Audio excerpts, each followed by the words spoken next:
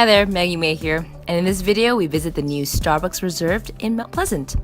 Having to travel to a specific Starbucks is odd for me, considering there's one around every corner and we basically pass by 4 just to get here. But this isn't your ordinary Starbucks. The Reserve at the end of it means that inside they brew some of the finest coffees on rotation and for a limited time. They've actually been open for a while now. However, being a non-coffee drinker and far from enthusiasts, I didn't really have a reason to visit until today.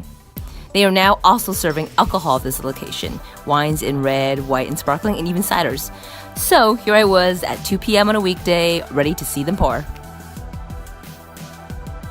But given where we were and how far we traveled and how unique the brewing process is, I thought we'd start off with some coffee first. And seeing as I would be a poor judge, I brought a friend who knew her way around a Starbucks cup. But both she and I were blown away by the menu and our options. Luckily, we were able to rely heavily on the very knowledgeable and extremely friendly staff to guide us.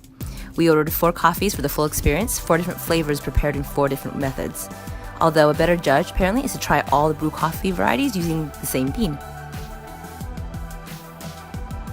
Given the newness of the venture, the cafe was packed. Bodies were sitting and watching baristas prepare hot coffee using the Chemex and siphon methods. They were then given samples.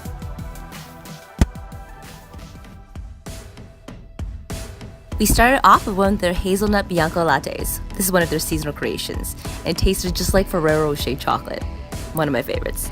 This was prepared the normal way, using steamed milk and espresso. And of course, here at the Reserve, they included some latte art. It's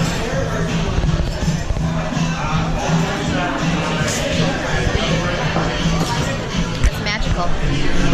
So good. Good? Yeah. The heart makes it taste better.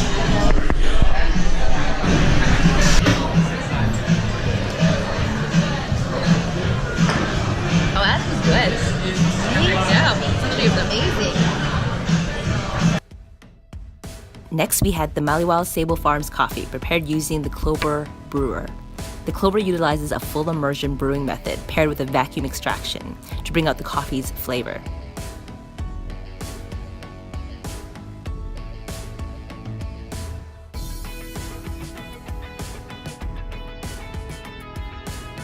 It promises a cup described as being delicate with citrus aromas, cranberry notes, and a creamy chocolate finish.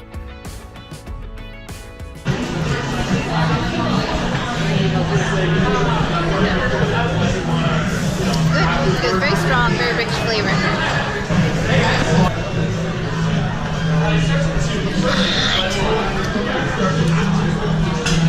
I don't like coffee.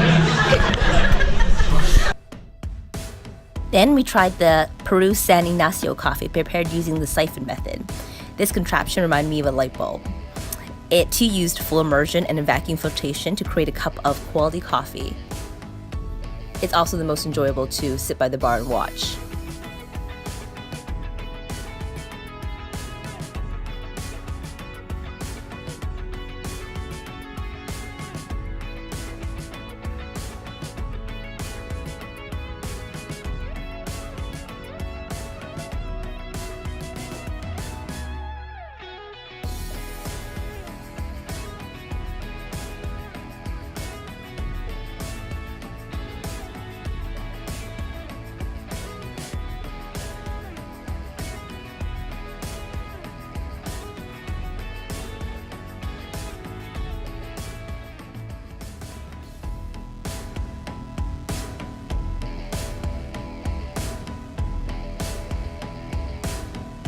This cup promised to be juicy with acidity and with lemon lime citrus and cocoa notes. I found it bitter.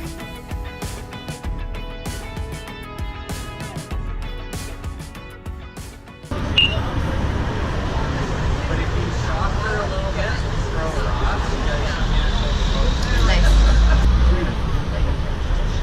Oh, it's still really warm. And our 4th cup was the Rwanda coffee, prepared using the Chemex method.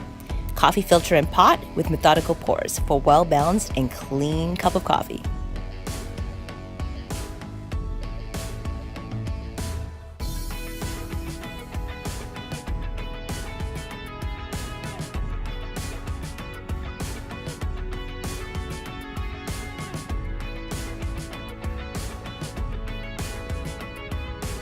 The flavor promised to be bright and citrusy with mandarin, lemon, and caramel notes.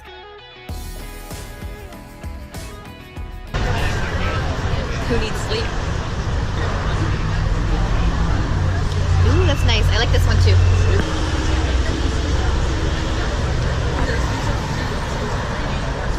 Less bitter. And then it was finally time to switch over to their Starbucks evening menu and get something a little bit more potent. They actually don't make and serve their own craft beers and wines, but instead offer you some popular options. And like they would at a bar, they check for ID here too. They ask for 2 pieces when you order and pay, and then again when you pick up.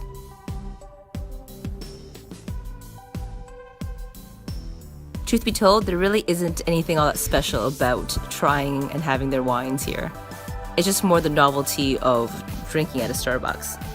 I mean, their glasses aren't even labeled any differently. The presentation isn't all that nice, and it costs you a pretty penny. These 4 drinks, over $50.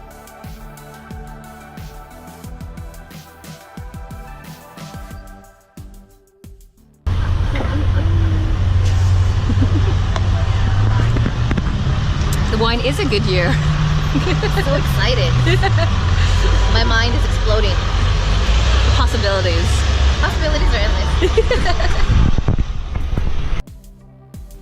Well, there you have it. From coffee at dawn to wine at dusk, Starbucks has you covered. Now I'm just waiting on their coffee-infused beers and wines to come out.